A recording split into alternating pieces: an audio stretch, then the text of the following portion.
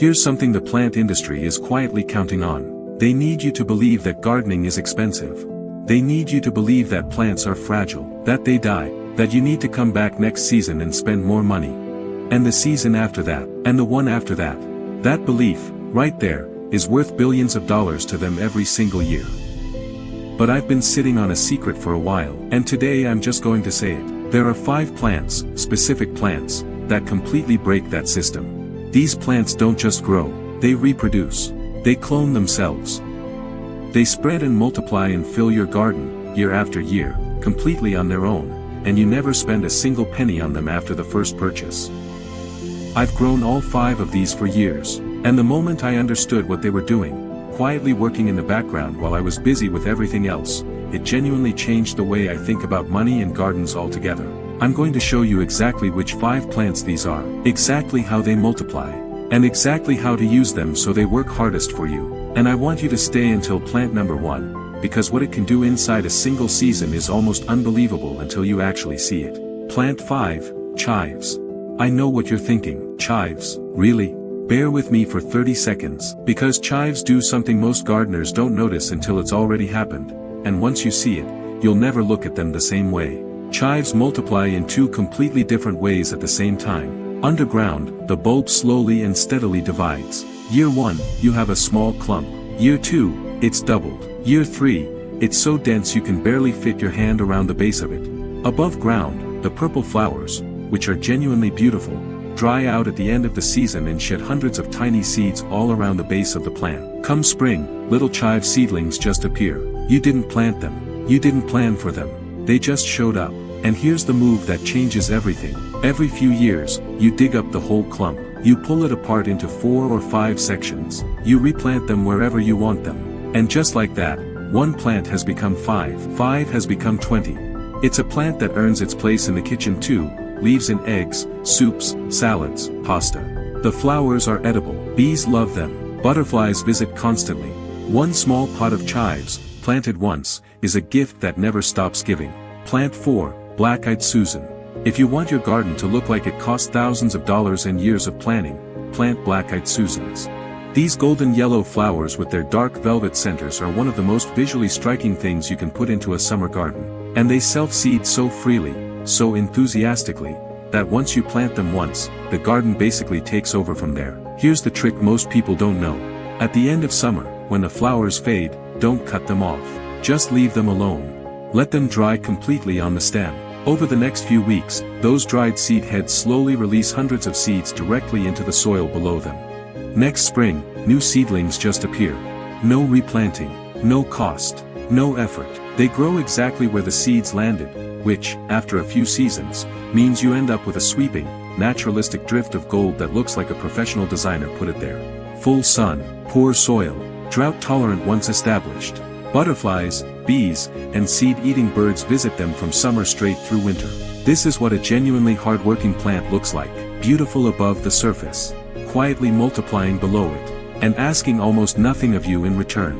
Plant 3, daylily. Now we're getting into the plants that can fill an entire garden border on their own, completely free. Daylilies. I want to be clear before I explain how these work, because I think they're one of the most underrated plants in existence, and they deserve more than a passing mention.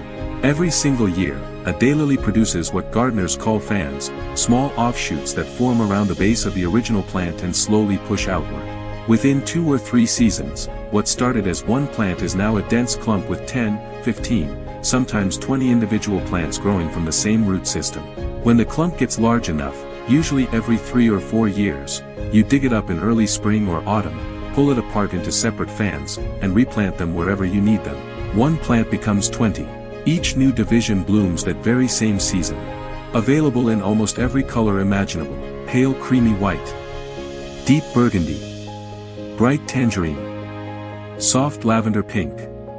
They give you months of blooms on plants that genuinely ask for almost nothing in return. Plant them once, divide them every few years, enjoy them forever.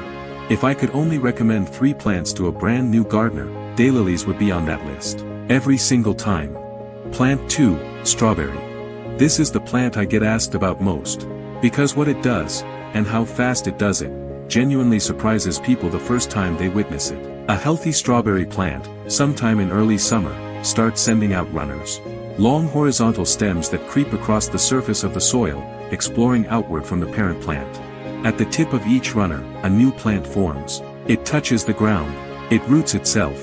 It becomes a fully independent strawberry plant, genetically identical to the parent, and already built to produce fruit. One plant, 6 to 10 runners in a single season. Each runner producing its own runners the following year. Do the math.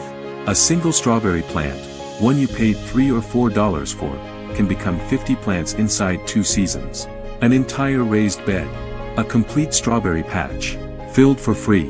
When you see runners forming, you have a choice. Let them root wherever they fall and allow the patch to spread naturally. Or, and this is what I do, pin the runner tip into a small pot of compost sitting right next to the parent plant. Let it root over a few weeks. Then cut it free and move it exactly where you want it. Full control over where the new plants land. And the fruit. There is genuinely nothing like a strawberry still warm from the sun. Picked from your own garden. From a plant that cost you nothing, because it grew itself. Plant 1, mint. Here we are, plant number 1, mint. And I need to say something important right at the start, because if I don't, I'm going to get 200 comments about it. Mint spreads. Aggressively. Enthusiastically. Without apology.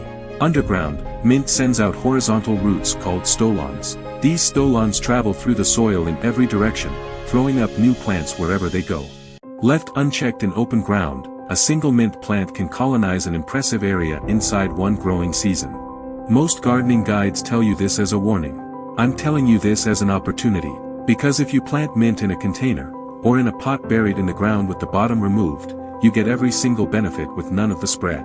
A contained mint plant still multiplies within its boundaries. It just gets thicker, denser, more productive with every passing season. Divide it when it gets crowded. Suddenly, one pot has become 2, 2 has become 4. And what you get from those plants is extraordinary. Fresh mint for tea, for cooking, for drinks, for homemade sauce, for keeping certain insects away from the rest of the garden. Different varieties bring completely different flavor profiles: peppermint, spearmint, chocolate mint, apple mint, and each one multiplies with the same unstoppable energy. I have 3 containers of mint on my patio. I've had them for 6 years. I have never bought more mint. I've divided them twice and given the extra plants away to friends. 1 purchase. 6 years of use. 0 further spending. That's what a truly self-sufficient plant looks like. 5 plants. Chives. Black-eyed Susan. Daylily. Strawberry. Mint. Buy them once. Give them a little care. And they repay you for years, with more plants, more food, more flowers, more life, completely free. That's not a gardening trick. That's not a hack. That's just how these plants are built. You just had to know which ones to choose. Which one are you planting first? Tell me in the comments. I read every single one, and I genuinely want to know what's going into your garden this season.